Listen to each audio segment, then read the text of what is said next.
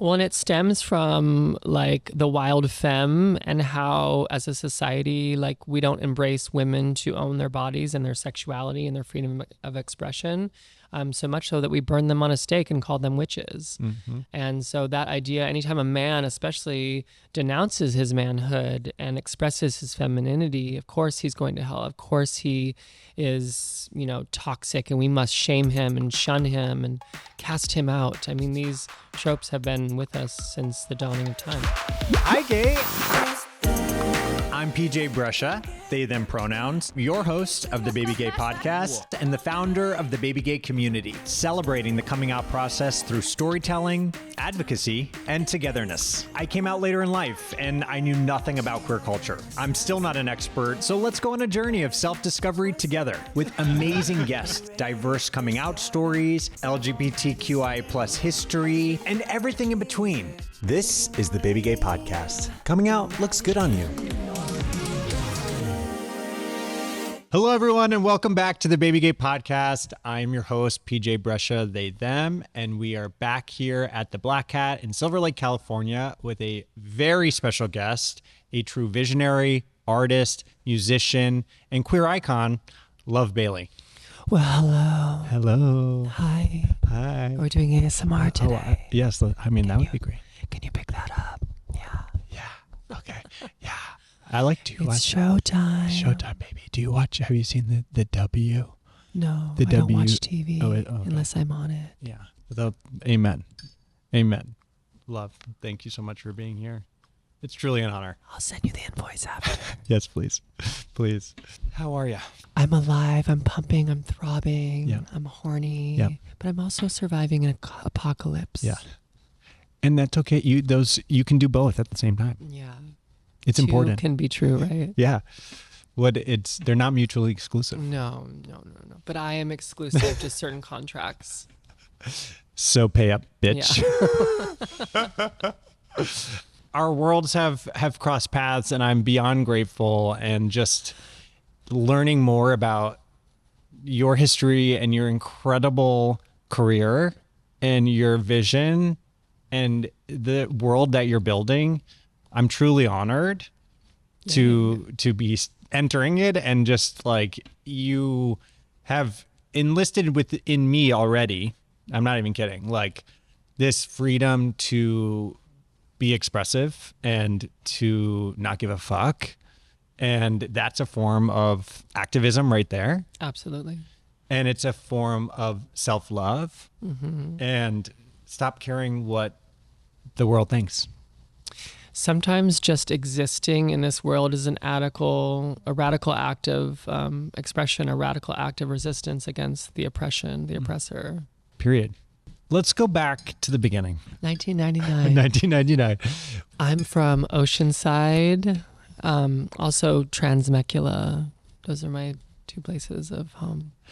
One, Oceanside, I have a dear friend that lives in Oceanside. Yeah. And I spent a good period of the pandemic in North County, San Diego. Mm-hmm. So, it's gorgeous. Yeah. It's suburbia. It's a old beach town, a lot of surfers, a lot of retired military folk. Mm-hmm. And that was my grandparents who raised me. Mm. And so my grandmother would take me off to tap class, and we would be dancing, doing dance recitals. I'd play dress up in her closets. It's, where I get it from. She was a showgirl in the military balls. Wow. She was a rockette, so. That's incredible. Yeah. I mean, your kicks, you could obviously be a rockette. Yes, right? Dancing has clearly been a part of you from the beginning. Yeah, I love, my mother was a drummer, and so I would sleep in her bass drum as a little child. And so like rhythm and sound is like beat into my soul. Mm. And so when I hear music, I can't sit still, so much so that my hairstylist like kills me every time because I'm like always bopping around. He's like, stand still. And I got the hot curling iron like sizzling my skull, I remember being a little kid wanting to do tap also. I didn't have the courage to do it. It's hard. It's hard, especially when you're young and everyone else is like telling you you're a fag if you're doing this X, Y, and Z. I feel like gender and sexuality is thrust upon us whether we like it or not. Mm-hmm. A lot of straight people, same thing. They're calling them fags, whether they know who they are and what they are, and it's terrible. It's terrible, and it's starting at a young age. It's this trauma that's then, it's not okay to be you. Yes. Like you are inherently wrong, and you need to change. Right. And these kind of ideologies that are really thrust upon you as a young person ultimately affect you. Well, and it stems from like the wild femme and how as a society, like we don't embrace women to own their bodies and their sexuality and their freedom of expression. So much so that we burn them on a stake and call them witches. And so that idea, anytime a man especially denounces his manhood and expresses his femininity, of course he's going to hell. Of course he is, toxic, and we must shame him and shun him and cast him out. I mean, these tropes have been with us since the dawning of time. And it's so interesting because, and I'm going to get it wrong, but I've been hearing more about, with gender. I mean, we look back to like ancient native cultures. It's like they had two-spirit characters that were the holiest and like the most revered. And like that, so going, for example, like I came out as gay at 27, then non-binary at 31. So then hearing about this two-spirit option, honestly, like it was like a light bulb for me, like, oh my God, that's how I feel inside.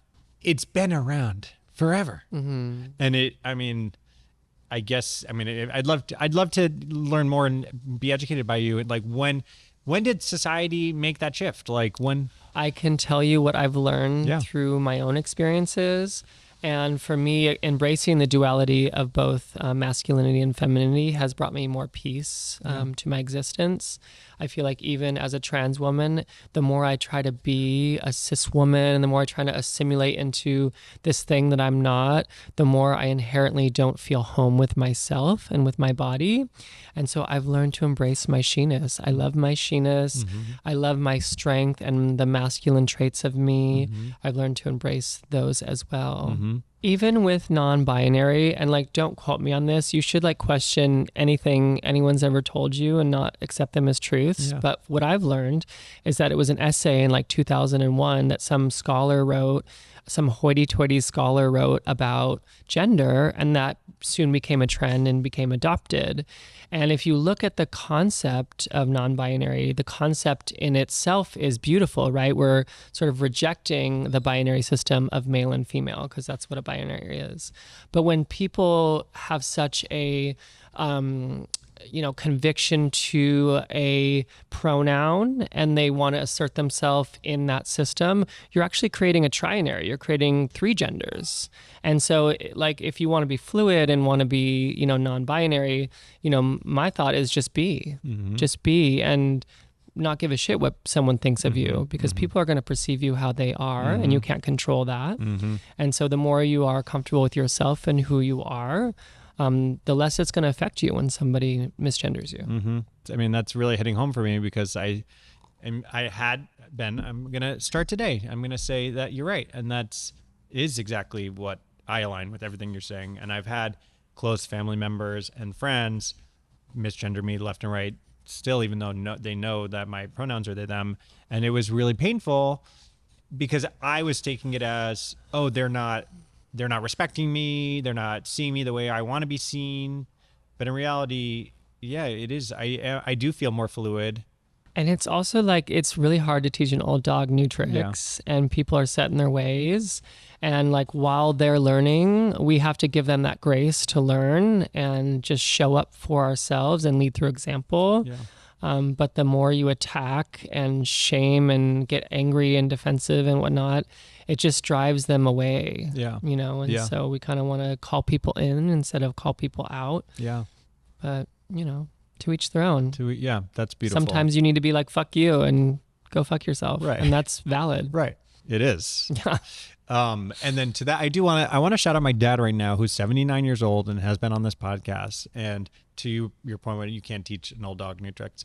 Honestly, I hear that and I see that. However, my dad, who's 79 years old, like not outwardly like pretty heteronormative standard, man, has been so incredible with making an effort. It's beautiful. It's a blessing. And it is a blessing, and I don't take that lightly. Yeah. And it's just, then I seeing We love you, Daddy. Yeah, we do love you, Dad. Yeah, I'm not gonna call you Daddy, but Dad. Yeah.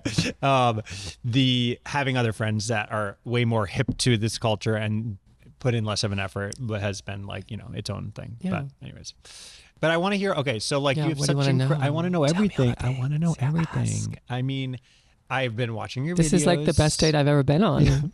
Most straight guys never ask me any questions. Yeah. So. Well, I want to know. Like, I watch your music videos. They're incredible. Uh-huh. I Thank you. I want to know more about Savage Ranch. Yeah. So I'm like what you call a multi-hyphenate artist. I'm a musician. I'm an activist. I'm a director. I'm a showgirl. I'm a lover. I'm a fighter. I'm all the things. Yeah. I created a ranch in Transmecula at the heart of Republican, fascist, evangelical town. And it was a queer sort of refuge during the pandemic. A lot of artists lost their jobs, so they came out and they stayed with us, and we gave them space to create, free from discrimination. And that was our mission. And we were in business for 10 plus years. And then this whole Project 2025 came around. And so they started enacting mandatory outing policy in the school boards. So if Jimmy's wearing nail polish one day, he gets written up to his homophobic parents, and then his homophobic parents kick him out in the street. And there's no homeless program. And city council officials go on their Instagram and say, oh, don't feed the homeless. Don't give them your money. Don't help them. Just call the cops. And I had enough. I had to go and raise hell and speak up. And luckily we got one of those fascist school board officials fired with the community's help. But the fight's not over. It's only getting worse. And these people are just emboldened now because Trump is back in office. And so I had to dip. I had to move to LA and be with my community out here, my creative community, and find queer joy again, find trans joy again. And I was doxxed. These evangelicals put our address on their social media. People chased me from home. I was assaulted and aroused for using my own chosen restroom. It was crazy. So I needed to come here and just regroup and do the damn thing and be a little more selfish, because I can't save the world. Yeah. You have to save yourself first. Yeah, it's important to know that. Yeah. I'll get back to it, Yeah. but right now I need to just make art and fuck off for a second. So what's going? Yeah, exactly. What's going on? Are there people at the ranch right now that maintain it, or? My lovely producer, sister Emelina, she's there on the ranch and she's sort of looking after it. It's undergoing a transformation. The floors need to be redone. We built a garden. There's a lot of upkeep with the land. So we're getting it to a place where we can rent it out and hopefully, save our asses when times get tough, because it's only going to get worse, unfortunately. So we're sort of protecting the financial situation of the ranch. And then once we're back open for business, hopefully we can do some music festivals and some programming and some more nonprofit work. We had to close down our nonprofit sector because they are doxing people who are affiliated to nonprofits that are queer-led. So because of this new regime, it's become more dangerous and more toxic for us. So we had to close that part of our chapter down. But I've been in business serving my community before we had a nonprofit license. So I will continue to do so. The license isn't going to stop me from helping others. But it's a pain in the ass because nonprofits, you have to report everything to the government and you're looked under a magnifying glass with scrutiny and any bigot can go and search your records and just raise hell and whatnot. So it'd probably be easier for me to start a church at this point. Yeah. Because churches can get away with murder. Anything. I just commend you for being not only just creating beautiful art, but also the mentorship of it all. It is so important for queer folks who not most, whatever, but a lot of people in the queer community don't have their direct families to guide us and teach us our history. And it's very important that we can lean into our chosen family and give back. Being here at the Black Cat, I'm so grateful to have such amazing support from a historic location in our timeline. And for me, coming out later, didn't know anything about the queer history of it all. Learned it so BabyGay started as a web series. I came out at 27 and 30, was at like a lost place in my life, and for the first time started writing and didn't know where I was going to go and write, and I ended up writing this web series called BabyGay, and it was a fictional comedy of my coming out story. And it wasn't through that project until I started learning about the queer history, because it's in the storyline. So I was like, oh, I should probably, in the development, I need to learn it too. So learned it, saw there was so much queer history in Los Angeles specifically. And I was like, how is no one I felt like no one was talking about it. Like, they're not teaching it in schools back then. They're definitely not teaching it in schools now. So the onus is really on the individual to learn it. And history, I never really gravitated towards history growing up. I'm definitely now more as an adult finding it so fascinating and interesting. Well, that's your form of activism. Yeah. And, artists today are so overwhelmed with what's going on that they don't even know how to engage or how to be an activist. And I say it's as simple as having a point of view. Yeah. It's so simple. And that's your form of activism, is telling your story and making sure that history is told. And artists these days need to have a point of view. And I stress that with my work and with others. I come from the world of fashion. I was a fashion stylist for many years, dressing the likes of Naomi Campbell, Lady Gaga, Azalea Banks, Nicki Minaj. And what I've learned is that, you have to have a point of view. Otherwise, it is capitalism. Fashion can be just selling clothes. And us as artists have to reflect the times. That's a quote from Nina Simone, is that artists' duty are to reflect the times. And we have to carve a new path forward against oppressors, against the fascist regime. And I think what's also really important is to look upon our elders and in the history, because they were doing it before. We learn from them. Marsha P. Johnson, like Sylvia Rivera, like we need to learn from our elders and know that this happened before, and we can do it too. We can do it too. And we need to take action. We can't sit back and just watch our freedom be stolen from us. We have to show up. Marsha P. Johnson would rent a hotel at the Chelsea Hotel and call it the Dream Center for struggling trans women who just needed a place to dream. And sometimes that's the easiest form of activism, is just like holding space for those that are struggling financially to just dream and to not think about their current situation, their financial struggles, and to just dream about a better future.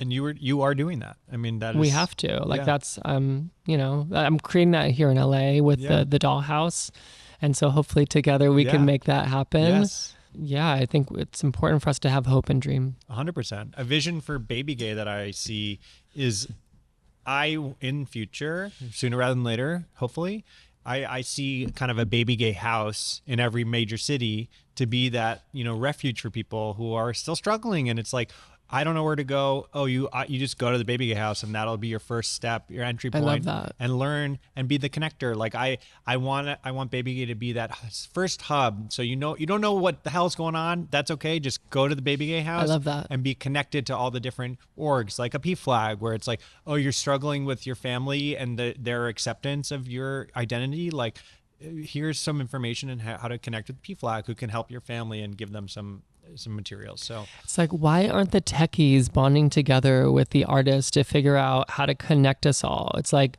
we have so many platforms that are useless, that are taking from us. Why don't we have platforms that connect us and create more wealth and prosperity for us all?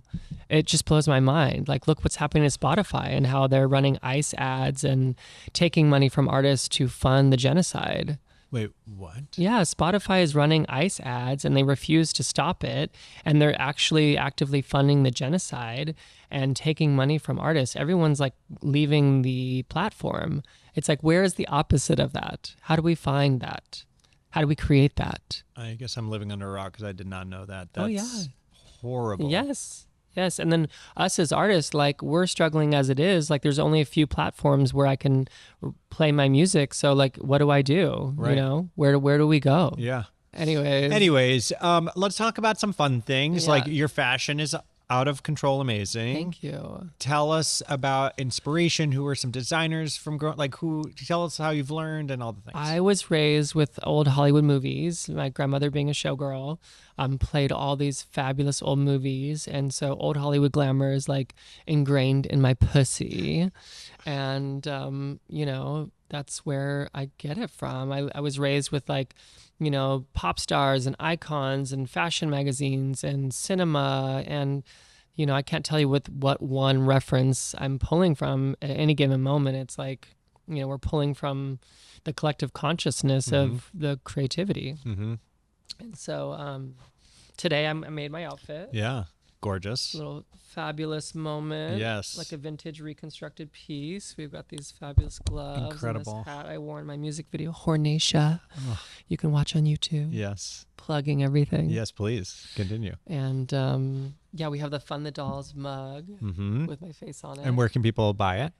They can't right now. So hopefully, So but when watch it airs, out, bitch. Yeah, DM me. I'll sell you one. Okay, good. Beyond the detail of your videos, I mean, just the glamour, the glitz, but also the humor and the extreme. Like, it's just so, it's transformative, and it is just, it's so empowering. Thank you. Yeah. Thank you. Keep it up. Thank you. And so for music, like, what's been your musical journey? Well, my mother was a rock star in the 80s. And so I'm a rock and roll, fierce, horny rebel at heart. And musically, I was raised by like soul music, a lot of like Nina Simone, Aretha Franklin. And I love music like Portishead and ska music and all different genres of cabaret and musical theater, and country music, even like Dolly Parton. So there's a lot of musical references like Shirley Manson from Garbage, and you know, PJ Harvey, and a lot of like fierce women. I'm like an unapologetic bitch. So I like fierce women that are empowered and scream on a microphone. That's always the kind of music I want to make, is the fuck you to the system. Aretha was, I will take us to church, baby. Literally. Take us to church. So incredible. So incredible. Yeah. I mean, just these strong, powerful voices that they will forever be iconic. And well, they're singing from a place of real pain and frustration with the system. And that's always the kind of music that feels home to me, is like someone who is like real enough to share their experience through music, like their pain and suffering through music. It feels like home, you know? A lot of music today is so basic and just follows a formula that is just here to sell more records, and everything's sounding the same. There's no originality, there's no individuality, there's no storytelling. It's just all fluff. And then now everything's like AI generated. That's what we're moving towards. So I fear the future of music. It's scary. Like when I was growing up, I don't want to age myself. 1999, but, yeah, 1999, obviously. We had Alanis Morissette next to Nirvana, next to ska music, next to, you know, we had all these different genres we were pulling from, and that's what made everyone kind of saw themselves reflected in music. And same with cinema. It's like the goal is to like have every person represented on that silver screen, so people don't feel alone. But now I fear it's like everything is cash money ass. Ooh, yeah. Which has a time to play. Yeah, totally. We love that at the right time. Yeah, for sure. But everything can't sound like that. No, it cannot. And it's to your point, it is starting to really feel a little bit formulaic. But I do feel like, I mean, this might be basic, and I'm a basic bitch, but like a Chappell Roan, her Love Chappell. rise, like that. Well, her music has storytelling. So incredible. And it's and pulling from her real pain and her take on what's going on in the world. And she's a farm girl too. Yeah. So shout out to Chappell. Yeah, Chappell. Come to the ranch, you. Chappell. We love you. We love Seriously. you. Fellow Ginger. Yes. So Scarlet just Woman. having these empowered artists speaking from their experiences is really important. Right. And luckily we have a Kim Petras, you know, like we have trans women that are on the screen. So it's not all is lost, but I'm going to advocate for more. Yeah. Because why not? I'm insatiable, darling. Yes. Feel me. Yes. Thrill me. Yes. Creature of the night. Slather Productions. Slather it up. Slather it up. Slather it up. Tell me more. Tell me, where is the origin of slather, Yes, darling? Where did it come from? Yes. The nutritious moisture running within, dripping from my fertile breast. I will tell you the origin of slather. I was working construction. Picture this. Okay. As a young, gender-bending queer, short bob, wearing a flannel, manicured nails, working construction in Where? a Republican environment in Transmecula with my mother, who works in construction as well. It's her business. And we do HVAC, and there's this gray matter you paint on pipes called pookie. And so I'm over here like painting these pipes to seal the air in, and Mama turns to me and says, "Don't be afraid to slather it on thick." And that became an aha moment. I was like, you're right, Mama. I will never fear slathering it up. I will never look back. And for me, it kind of has this connotation of like creating something out of nothing. Like, don't be afraid to find your chutzpah, your magic, that source energy, and slather it on thick. And to slather means to spread. So if you find that love within, that magic, that source, spread it on thick, spread it all over the world, spread your wild seed and sow your wild oats, baby. Yes. Do it when you find it, do it unapologetically. Yeah. Without boundless, just give it. Yeah. That is what is going to heal the world. And queer joy equals love equals healing. And All we need is love and money. please. So fund the dolls. Yeah, fund the dolls. We do need funding. So Yeah. please donate. Yeah, I mean, I just love your mission and I love everything about you. So thank you. Thank you. Yeah. Likewise. Okay, this is just for me because I am just so curious about this. But you were talking about the club kids. Like, I want to just like learn about like club kid culture. Yeah. And all about that. So when I was a stylist, I was living in New York City, sort of as a homeless gypsy queer, finding myself. And I had a mentor I lived with, Scott Andrew. And so if you know the famous taxi cab photo that Nan Golden shot, and they teach it in queer history, and it happened at Stonewall riots, and it was raining that day. So these drag queens are pissed off, and it's a drag queen with teal blue hair.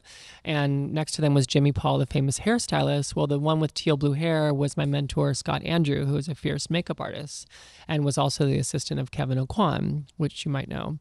And so this famous photograph by Nan Golden is taught in queer history because that is the moment of revolution. That is the moment that Marsha P. Johnson threw the first brick, and we talk about Sylvia Rivera. That is the photograph. You can see the angst and the oppression, like in the anger and the revolting through their eyes. And so that's who raised me. Wow. And they taught me all I needed to know about queer culture and how to create community in New York City with them, and also Suzanne Bartsch. And Suzanne Bartsch is the reigning house mother of New York City. And through there, I learned about dressing for pleasure, dressing up, finding community, telling stories through your fashion, being wild and free and being in one with community. And my friend Nick Hames at the time was photographing me, and Nick Hames is a fierce art photographer. And we created this book together, Dancing on a Fault Line. And the MoMA actually just bought the book for their art collection in SF. Congratulations. Thank you. And we have a show opening here in LA, so you have to come to it. 100%. And 14 years of my life has been documented through the lens of this photographer. And it's all film. He develops it himself, and it's in a fierce book. And so if you want to know more about club culture and whatnot, you can see it in this book. So buy the book. Okay. Will do. LA is also an incredible place. And I saw in a recent interview with you talking about like everything's happening in LA. And it does feel like there's been a shift with like New York to LA. What is your take on the cities? In New York, it's easier to find community because you're bopping around. There is less travel distances, and people hang in the subway. They go to restaurants, they kiki, you meet strangers. It's a bit more fluid and, organic and spontaneous. Yeah. Whereas here you really have to commit. And so people are kind of forced to these bubbles. And so it kind of feels ostracizing. Like, I'm never one that like fits into any one particular group of people. I'm always kind of been the outcast, and it's really harder to find community here. But also you can find chosen family, like the LA natives, the ones that have been here since the beginning. Those are the people who actually like respect community and understand how to cultivate it. So when people are like, I hate LA, like, you know, you can create your fantasy wherever you go. Yeah. And there is pros and cons of every city. Yeah. And you just have to find your chosen tribe and exist within that and find what it feels like home to you. Yeah. But there's misogyny everywhere. There's misogyny. There's all of the negative stuff that one complains about in LA, vapidness, you know, fakeness, people coming here to want to be famous. So there's a lot of posturing, a lot of peacocking, a lot of influencers that think they're hot shit, but they have nothing to offer. Yeah. Not takers, you know, you're like, what? You're just a whore, baby. Yeah. Like, you know, yellow Speedos on the mood board does not make you an art director. I'm sorry. Side note, I don't know if this is controversial because I don't know if there's any negativity, and please enlighten me. I love a controversy. But when I was researching you heavily for prep of this interview, what was coming up for me is like, you really remind me of like an Andy Warhol. Ooh, okay. Of like a multidisciplinary artist. Yeah. Creating this like mecca for other artists to thrive. Like his factory is your Transmecula. Like there's a lot of parallels. A lot of people like to use that reference to describe the ranch because it's like the easiest thing for people to grasp their head around. We don't like to exploit the talent within our pool. I like to offer a spotlight and try to let people find themselves through that spotlight. But sure, if people want to, you know, use that as a frame of mind or a launching point, sure, you know. Was Andy known to be exploitative of his? That's what, you know, the conversations have been. I wasn't around during that time. I'm not an art historian. I can't really tell you, but like Edie Sedgwick and like there was a lot of like, you know, he got shot, so obviously he pissed somebody off. Right. Yeah. You know, just shoot somebody on the blue. Right. I mean, I think that's incredible. Sure, I'll wear the title. Yeah, I mean, I want to. I'm just the factory, baby. Yeah, the factory. Seriously. Ooh, yes, creating jack-off films in our basement. Literally, so progressive. Yes. For me, I'll speak to myself and my journey. It's like I didn't even realize how chained I was from my upbringing with the religious Catholicism and shame, and I think even take away the queerness of it all, like there's just this sex shame connection. Yes, absolutely. And there is, however, OnlyFans has kind of bulldozed that down, and whether you like it or not, it's here to stay, and it gives people bodily autonomy over themselves, whereas in the past people would have to have pimps or producers that were also exploitative. So I'm all for the sexual revolution and having bodily autonomy. The Christians and the evangelicals have looped that into pedophilia and sex trafficking, and those two are totally different, completely different worlds. And so I think that's why a lot of brands don't want to take a chance and it's taboo and whatnot. But, you know, giving a woman or anyone the power to monetize their body, like it should be their God-given right, especially in this economy. Hell, literally, people have to have 5 jobs just to like survive. So how are you going to shame someone how they make a living and put food on the table? Like, what does that say about you? Seeing how the world is obsessed with porn and then crucifies porn stars at the same time, in the same breath, it's so incredibly horrible and confusing. And it's like, wait, what? Like, I do make erotic films. I do have an OnlyFans, and the kind of work, I had to be really specific about the kind of work I want to make. And I always say on my sets that it's art first, sex second. And the liberation through the media is what I'm aiming to find. And also through the trans female perspective, I'm looking for sensuality. I'm looking for connectivity. I'm looking to teach people to get into their bodies and have a creativity with their sexual encounters. And I think all of those are beautiful things that should be, you know, revered and celebrated and explored. You know, we see a lot of porn that is like taking people away from that and just, you know, sort of making it mechanical And that's not the kind of work I want to make. I want to make erotic films. Yeah. And I don't really use the word porn in my work. I want it to be like projected on an art gallery or like hung in the Louvre, darling. And then stolen. Yes, and then stolen. Okay, can we talk about that for a second? Like, sure. Is that, what do you know about that? Steal the art, baby. Yeah. Steal it. I mean, it's Steal so like old school. Like have we had a I good, love like, a good heist? heist. Yeah. I hope it's a tranny that grabbed Yes. it. I hope she's wearing it to a ball. Also, did we cover your coming out story? I don't think I ever came out. I do remember having a conversation with my grandmother who like raised me to be a transsexual at the time. She had no idea. She was putting lipstick on me and, you know, putting my heels on, laughing, and thought it was like fabulous. I was like, Grandma, I think I'm gay. Like, I like boys. And I was trying to relate with her. I was like, have you ever done anything you're ashamed of? Or have you ever had any problems like that? And she's like, no, I was perfect, honey. What are you talking about? I was perfect.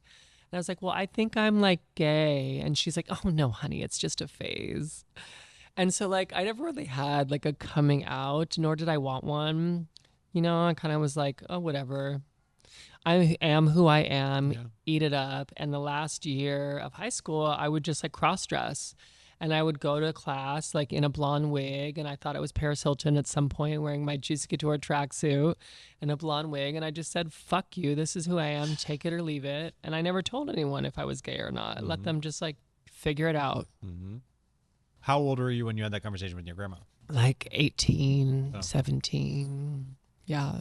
But I was always exploring. I mean, I went to ballet class and wearing tights and a jock strap, I quickly learned my sexuality changing in front of boys and playing with, you know, horny dance belts and eroticism through dance. I mean, that's where my sexuality came from.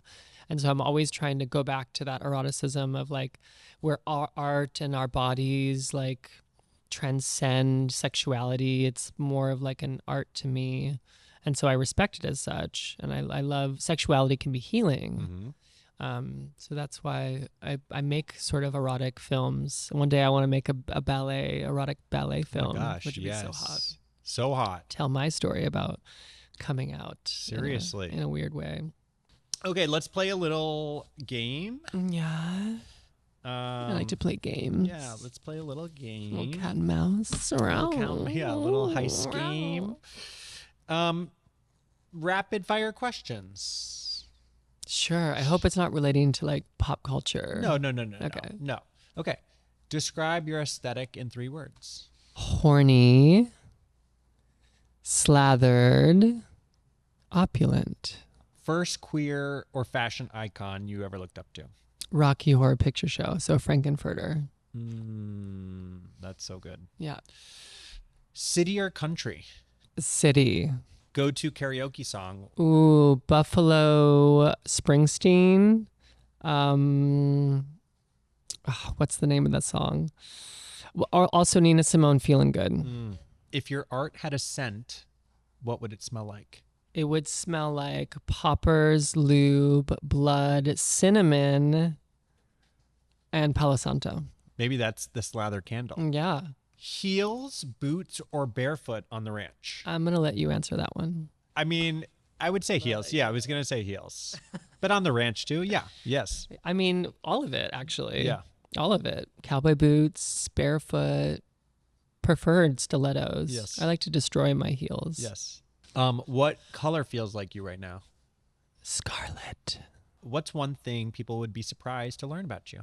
Oh, God. Or like a hidden talent that... Healing my hemorrhoids. Anal health is important, y'all. It is. Get into it. It is. What does radical self-love mean to you in one sentence? Wild, free. What's one thing you would tell your baby gay self? There's going to be a lot of challenges in your life. There's going to be a lot of people telling you no, who don't believe in you, who don't see you. But you have to find your center of gravity, find your grounding against all odds, and you will never be alone.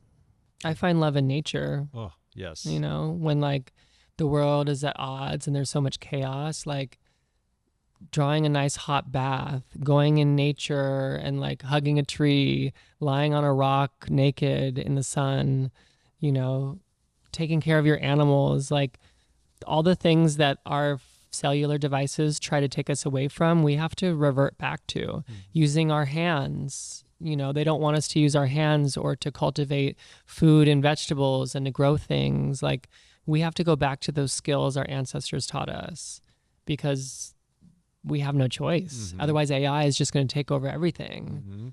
And we have to go back to bartering and trading with our community and learning the trade, learning the tools of the trade. Yeah. Completely agree. And slather it up. And slather it fucking Take up. a fucking paintbrush, bitch. Dip it in some paint and slather it up. And then lastly, Gay men. Gay men. Gay men. Gay men. Namaste. Namaste. I like namaste because gay men sounds too much like gay men. And Yeah. I'm like, okay, I'm we don't enough need of that. them. Yeah, enough. We're good with it. We're good. Yeah, we got it. Gay namaste. Namaste. Namaste. Namaste. I love- Yeah. Okay, great. And then lastly, we're going to do our segment called My First Time. So it's where you share your first queer kiss, queer crush, queer sexual experience, queer orgy, whatever. You want my first queer experience? Whatever. Yeah, whatever of something. Okay. Well, when I was a baby gay and I was in high school, I had this clothing line at the time of Heatherette and Amanda Lepore, and it was very DIY. And I made this clothing line called Bailey X. It was so stupid, but it was fun, and I needed that at the moment. And I invited all my girlfriends on the dance team, and we had a photo shoot with all the hot jocks of the football team. And of course, I had them naked, holding their junk, covered in slather goo, sparkles and glitter, and the girls were licking lollipops. It was so sexual and perverted, but we're all underage, consenting minors. And I put it on a website for my portfolio because I thought, you know, at the time, like, I'm going to be in fashion. This is what I got to do, you know? And some idiot found my fucking website and they plastered it all over the desktop screensavers in the science lab in school. And so it became viral before I even know that was a thing. And then, of course, everyone was pissed at me. They sent everyone like a letter saying that, you know, we can press charges. We're going to help you. The school was going to help them press charges against a minor. And everyone was consenting minor in this photo shoot. So, like, what are they going to do? You know what I mean? But they were all mad because the boys were like being called faggots. And that was like, you know, their masculinity was questioned and whatnot. So they, needless to say, they made it a real big issue for me the final year of school, and they wouldn't let me go to homecoming. And that was their payback, is that, oh, like, you can't come to homecoming. So I got all dressed up and I went, and they denied me and they kicked me out. So that was my first like queer, like crazy experience in high school. I mean, I'm glad that you went anyways. I went. I wasn't allowed in, but you know what? Like, there's so many homecomings. Like, I don't need homecoming to dress up. No. Here I am now, baby. Literally. Eat it. We're having homecoming right now. Eat it, bitch. Yeah. Well, I am Showtime. so grateful for you. And I Thanks really for having me. thank you for coming. Thank you for sharing your story. Yeah. So excited for all the things that we're going to do together. And it's just the beginning. Tune in, follow me, Love is Bailey on Yes. Instagram. My music is Love Bailey on all the streaming platforms. YouTube, I have a YouTube channel. I'm working on a movie called The Battle of Transmecula. I have a book that you can buy. It's gorgeous. So we have the DollHaus in LA I'm having events with. So check in, DM. I'm always like responding to fans and supporters. And I appreciate everyone for tuning in this crazy time. To even care about what I'm creating is a privilege. And I have to live in a spirit of gratitude and thankfulness because it gets too much. And I'm like, why the fuck are we doing this? What's the point? You know, if all of this is going to be taken away by AI, what's the point? Yeah. But I do have to remember that, like, this is important work and, you know, people need this. So maybe it's not for my peers because my peers want me to fail at all times, you know, but like if it's for that one redheaded tranny in like Podunk, Iowa or Oklahoma or Texas or wherever you are, if you need to see me wave my freak flag for you to feel fearless, I'll fucking do it, baby. That's right. Till the day I die, and no one's going to tell me no. It's showtime. Showtime. Slather it up. Slather it up, baby. Slather it up. Well, baby gays, remember, coming out looks good on you. Yes.